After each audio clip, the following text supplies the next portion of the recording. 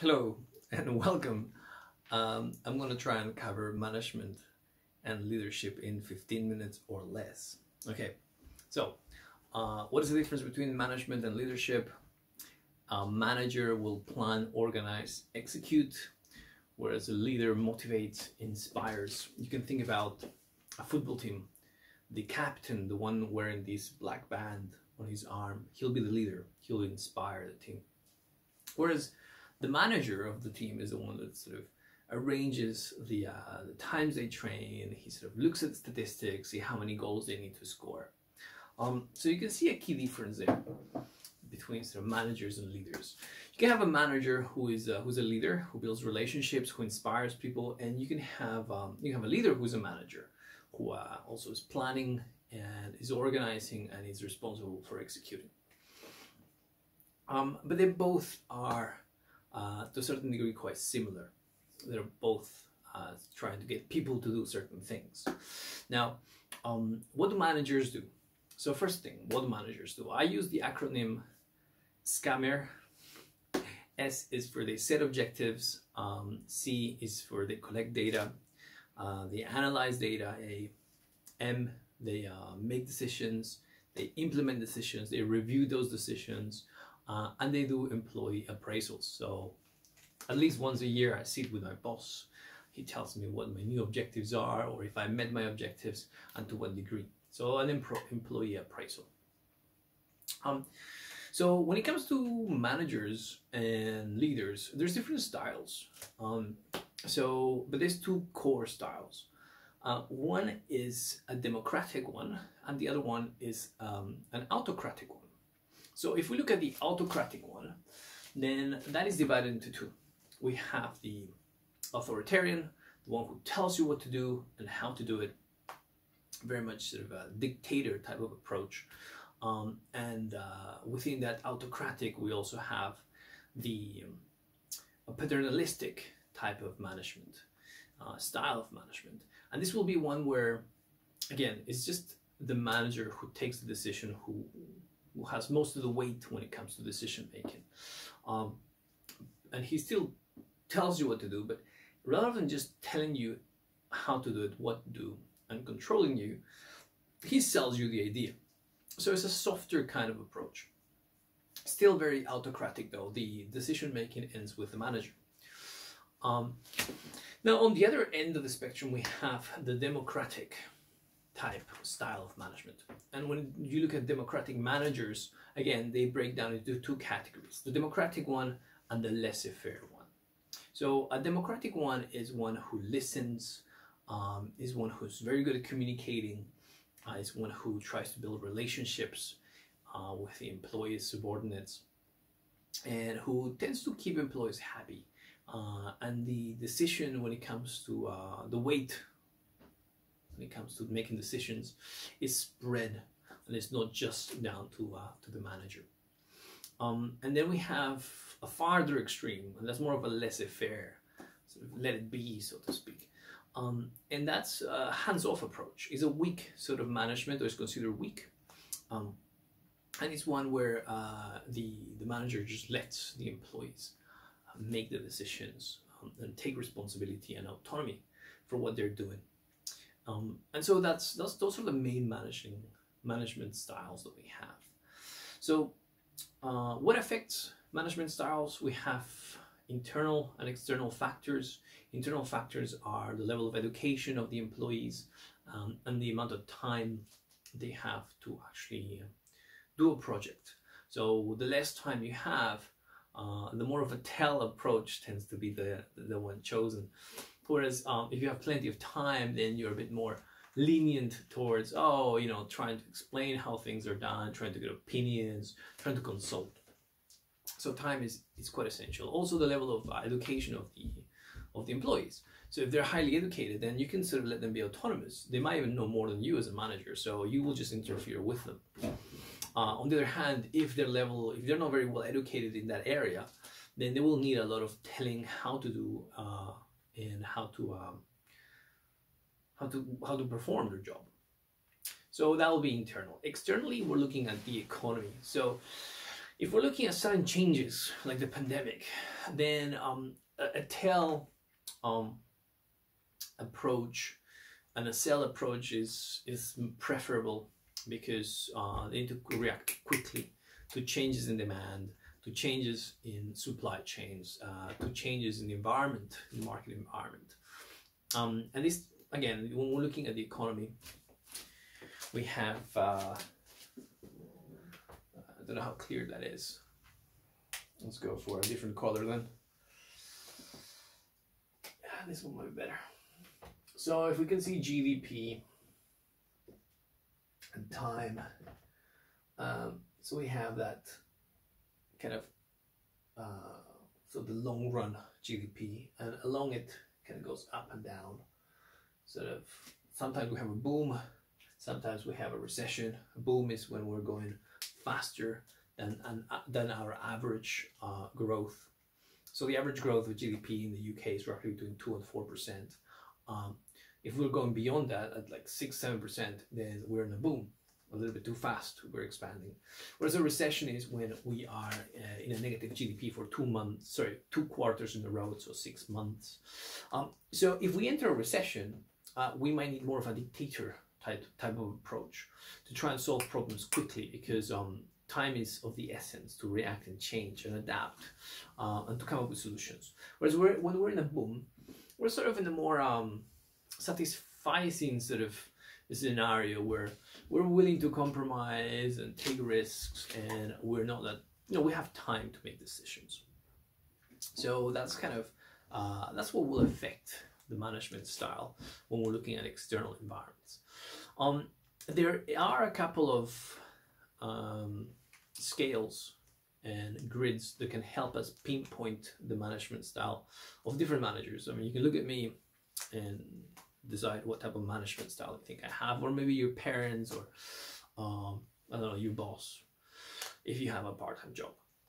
So one of them is the Tannenbaum and Schmidt Continuum scale. Oh, it's a long word there. So Tannenbaum and Schmidt Continuum scale. So this is a scale, and it's got a spectrum all the way from authoritarian tell to delegating all the responsibility and decision making to the employee, where the manager just abdicates, lets them do what they do best.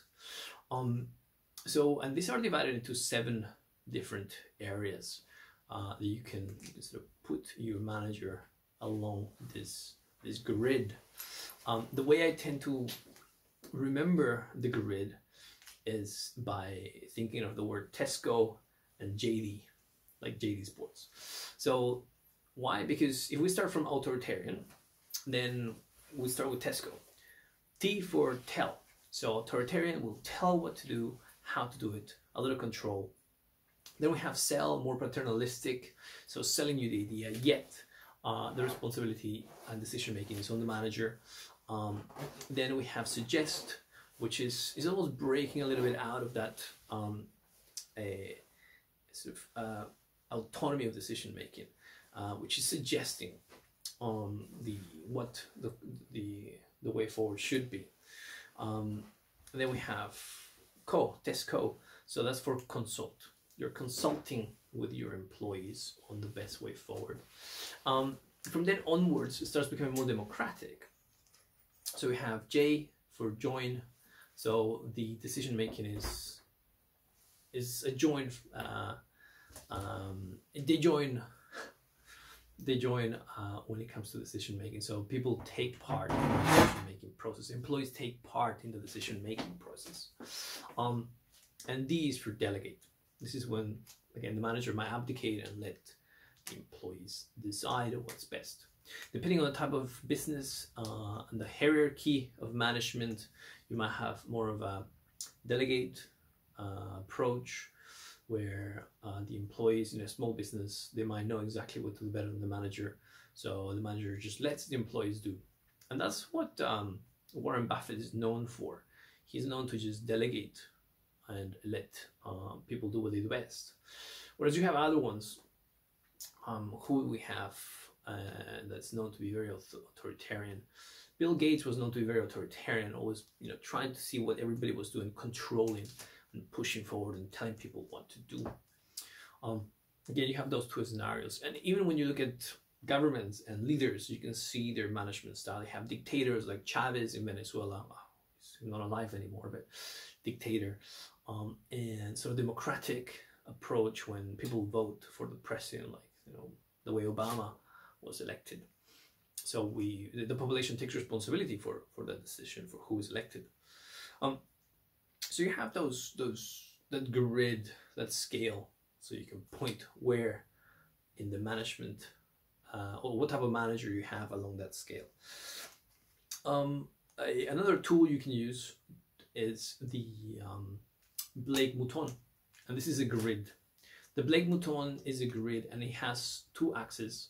One axis is the concern for the employee, that's the y-axis, and the x-axis is the concern for production. And you can tell what type of management it is by where the concern is. So if it's very low concern for the employee and very low concern for production, then that type of management style is impoverished management style, impoverished management. The type of manager you don't want to have. I mean, we don't even know why those exist. They probably are just there for the money, but they don't care about production. They don't care about the employees. Then if you go up and you think about just concern for people, for employees, that is considered a country club style of management. Again, high concern for the employees. This might be during the process of transition when you want to keep certain people within the company, so you're more concerned about them and how they feel rather than the output that they're producing. On the other end of that sort of spectrum, we have the it's called produce or perish, and this is the sort of the high end when you just think about production and output, and you don't really care about the employees. There's no concern for the employees. So that point is about production, and that's it. If you want to think about car manufacturing companies in China versus the ones in the US, the ones in China are very much towards production and very low concern for the employee. They're not allowed to have unions, whereas in the US they are. So that type of management, when it's just the care is just for production, is called produce or perish. And this was a very, very strong type of management style at the start of the 1900s, during this industrial revolution era, because these line of productions were created where people were the actual machines and everybody was doing something, a very short task which they specialized in, and they were paid by piece rate rather than a daily wage. Again, the focus was just on production. And then you have the mix of both, and that's when you have high concern for people, high concern for the production, and that is called a team management style. Team management is, I guess, is sort of an ideal management style, looking at both. However, it depends on the type of business, and depends on the what constrictions there might be, what pressures there might be, external pressures, internal pressures, the type of manager that you might need. So if the employees are they're not qualified, then you might need more of a sort of production and tell approach. Whereas if they're highly qualified, you might need more of a country style approach. Yeah, but the mix between both, that'll be the team style. And then finally, you have middle of the road, the one that is just in the middle of everything. So middle of the road, a little bit of everything. And that's sort of the grid from Blake Mouton, which can also help us pinpoint the management style. Key writers, I've got 1 minute left.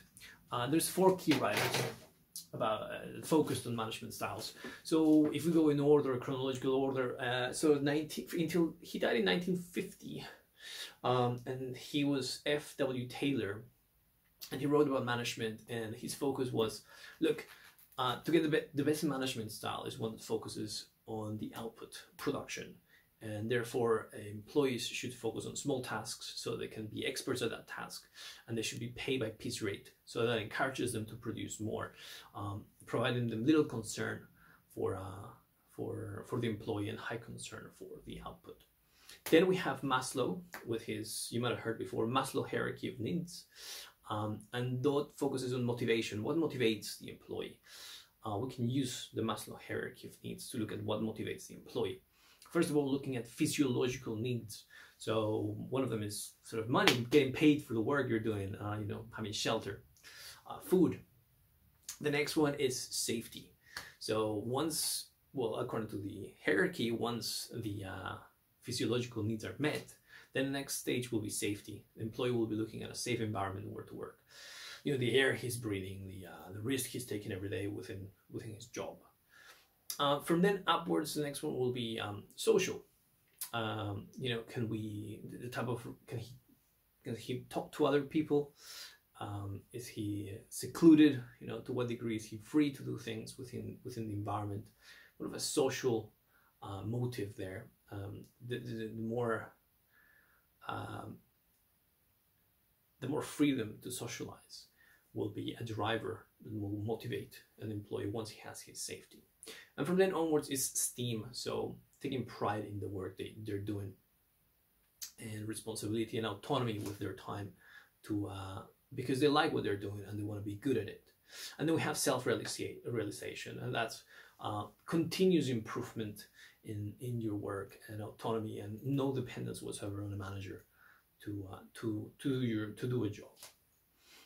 So those are the levels of motivation according to Maslow.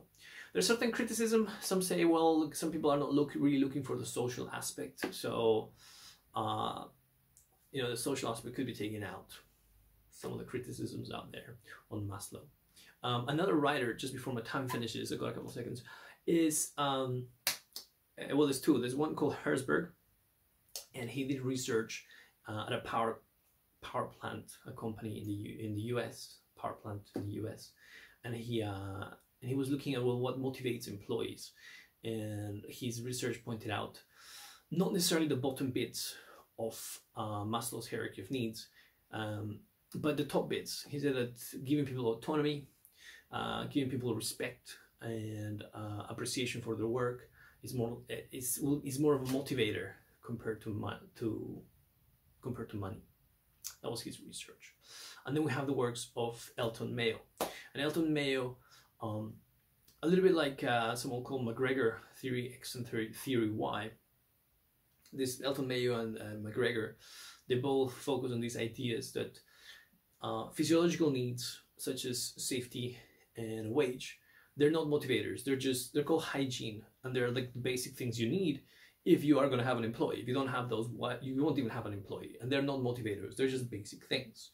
And what actually motivates an employee is recognition for his work that will motivate the employee. And a social environment will drive the employee to perform better or worse. And gosh, gone blank. And then what else? Oh yeah, and autonomy, and giving the employee autonomy with his time. That will also motivate him, and less control. So that is management and leadership. Good luck.